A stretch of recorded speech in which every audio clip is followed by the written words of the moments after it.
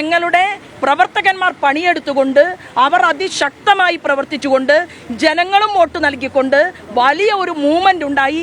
ഇവിടെ നിന്ന് ഞങ്ങൾ കുറേ പേർ നിയമസഭയ്ക്കകത്തേക്ക് കുറച്ച് താമരപ്പൂക്കളും പിടിച്ചു പോയാൽ മാധ്യമ സുഹൃത്തുക്കൾക്ക് എന്തെങ്കിലും വിഷമമുണ്ടാവുമോ?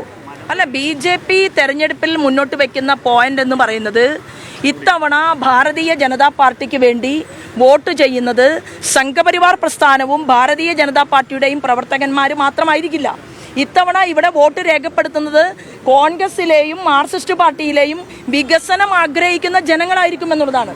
ആ മാറ്റം ഉണ്ടായേ പറ്റൂ. കാരണം വർഷങ്ങളോളം ഇവിടെ MLA-മാരായിരുന്ന ആളുകൾ പ്രകടന പത്രികയിൽ പറഞ്ഞ കാര്യങ്ങൾ ജനങ്ങളുടെ മുന്നിൽ ഒന്നും നടപ്പിലാക്കാൻ സാധിക്കാതെ, എന്തിനേറെ പറയുന്നു, അമൃത് നഗരം പദ്ധതി കേന്ദ്രം നൽകിയപ്പോൾ പരിണിതപ്രജ്ഞരായിട്ടുള്ള ഞങ്ങളുടെ സംസ്ഥാനത്തിൻ്റെയും ജില്ലയുടെയും നേതാക്കന്മാർ പാലക്കാട് മുനിസിപ്പാലിറ്റിക്കകത്ത് നേതൃത്വം കൊടുക്കുമ്പോൾ കേരളത്തിൻ്റെ ഗവൺമെൻറ് അവർ പണം കൊടുക്കേണ്ട സ്ഥലത്ത് പണം കൊടുക്കാതെ വികസന മുരടിപ്പ് നടത്തിയത് ഉൾപ്പെടെ ചർച്ച ചെയ്യുന്ന ഒരു പാലക്കാടിൻ്റെ മണ്ണിലാണ് നമ്മളിപ്പോൾ നിൽക്കുന്നത്. അതെല്ലാം ഞങ്ങളുടെ ഒറ്റ ലക്ഷ്യമേ ഉള്ളൂ, 300-ലധികം വരുന്ന പദ്ധതികൾ കേന്ദ്രതലത്തിൽ ഉണ്ടാകുന്നു. ഒരു സംസ്ഥാനത്ത് കേന്ദ്രത്തിൽ ശ്രീമാൻ നരേന്ദ്രമോദി ഒരു പദ്ധതി പ്രഖ്യാപിക്കുമ്പോൾ സംസ്ഥാനം 24 മണിക്കൂറിനുള്ളിൽ ആ പദ്ധതി ലോഞ്ച് ചെയ്യുന്നു. കേരളത്തിൽ അത് നടപ്പിലാക്കാൻ സാധിക്കുന്നില്ല. കാരണം എന്താണ്? കേരളത്തിന്റെ ഭരണകൂടത്തിനും കേരളത്തിന്റെ പ്രതിപക്ഷത്തിനും പദ്ധതികളോട് താല്പര്യമില്ല.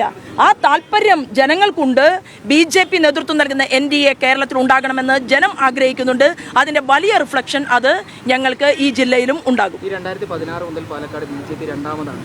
ഇക്കഴിഞ്ഞ 3 തെരഞ്ഞെടുപ്പ് ഇത്തവണ പാലക്കാട് MLA-ക്കെതിരായിട്ട് രാഷ്ട്രീയ സാഹചര്യം കൂടി പാലക്കാട് നിലനിൽക്കുന്നത്. അതുകൊണ്ട് തന്നെ ഇത്തവണ ഒരു വിജയം നേടാൻ കഴിയുമെന്നുള്ളൊരു പ്രതീക്ഷയുണ്ട് പാലക്കാട്. അല്ല, BJP-യുടെ വലിയ രീതിയിലുള്ള എണ്ണം പറഞ്ഞ ആളുകൾ ഇന്ന് വരാൻ പോകുന്ന നാളുകളിൽ കേരള നിയമസഭയിൽ എത്തും എന്നുള്ളത് മാധ്യമ സുഹൃത്തുക്കളോട് നേരത്തെയും ഞങ്ങൾ പങ്കുവച്ചിട്ടുള്ളതാണ്. കാരണം പതിറ്റാണ്ടുകൾ പോയവർ എന്തു ചെയ്തു എന്നുള്ള ചോദ്യം ജനം ചോദിക്കുകയാണ്.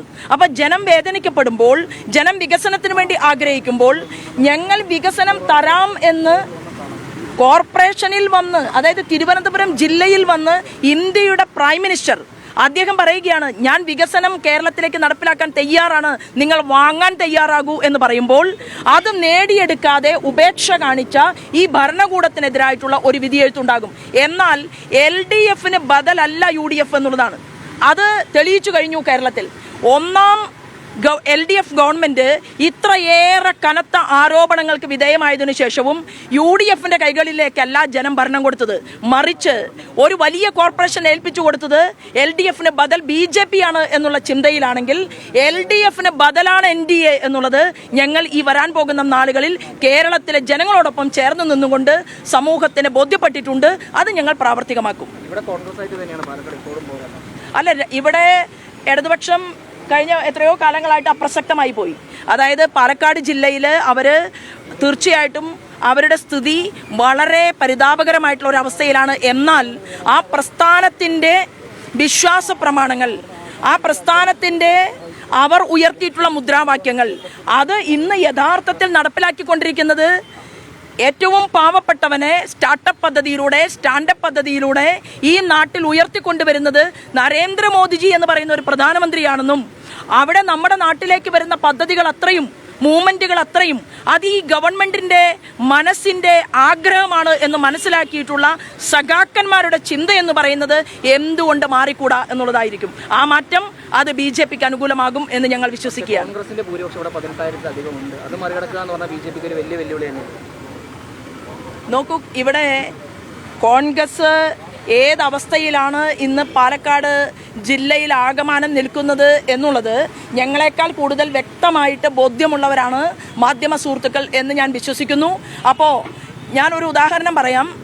കഴിഞ്ഞ തവണ ഇതുപോലെ എന്നോടൊരു ചോദ്യം ചോദിച്ചു. ഞാൻ തെരഞ്ഞെടുപ്പിൽ ചെല്ലുന്നതിന് മുൻപ് എന്നോട് ചോദിച്ചു, ആലപ്പുഴയിലേക്കാണ് ഞാൻ പോയത്, അവിടെ 1,70,000-ലധികം വരുന്ന വോട്ടുകളാണ് ഉണ്ടായിരുന്നത്. അപ്പം അന്ന് മാധ്യമ സുഹൃത്തുക്കളൊക്കെ പറഞ്ഞത് ഇങ്ങനെയായിരുന്നു, 1,70,000 ശോഭാ സുരേന്ദ്രൻ പിടിക്കുമോ എന്നുള്ള ചോദ്യമായിരുന്നു അന്ന് എന്നോട് ചോദിച്ചത്. ഞങ്ങൾ പാലക്കാട് പറയുന്നത് എന്താണ്, ആ പൊന്നാപുരം കോട്ട 1.70 3 ലക്ഷം കടക്കുകയും 15,000 വോട്ടുകൾ എണ്ണാതെ പെട്ടിക്കകത്ത് കിടക്കുകയും ചെയ്യുന്ന ഒരു സാഹചര്യം ജനങ്ങളെല്ലാം തന്നെ കണ്ടു. മാധ്യമ സുഹൃത്തുക്കൾ അകമഴിഞ്ഞ് സഹായിക്കണം. കാരണം അതും ഞാൻ പറയാം.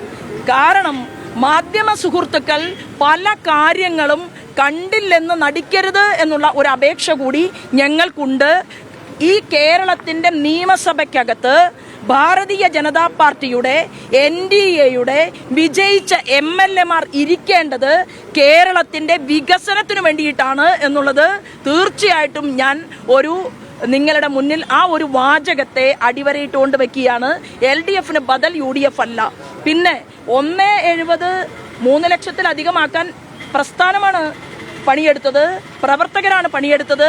ഞങ്ങളുടെ പാലക്കാട് ജില്ലയിൽ ഞങ്ങളുടെ പ്രവർത്തകന്മാർ പണിയെടുത്തുകൊണ്ട് അവർ അതിശക്തമായി പ്രവർത്തിച്ചുകൊണ്ട് ജനങ്ങളും വോട്ട് നൽകിക്കൊണ്ട് വലിയ ഒരു മൂവ്മെന്റ് ഉണ്ടായി. ഇവിടെ നിന്ന് ഞങ്ങൾ കുറേ പേർ നിയമസഭയ്ക്കകത്തേക്ക് കുറച്ച് താമരപ്പൂക്കളും പിടിച്ചു പോയാൽ മാധ്യമ സുഹൃത്തുക്കൾക്ക് എന്തെങ്കിലും വിഷമമുണ്ടാവോ?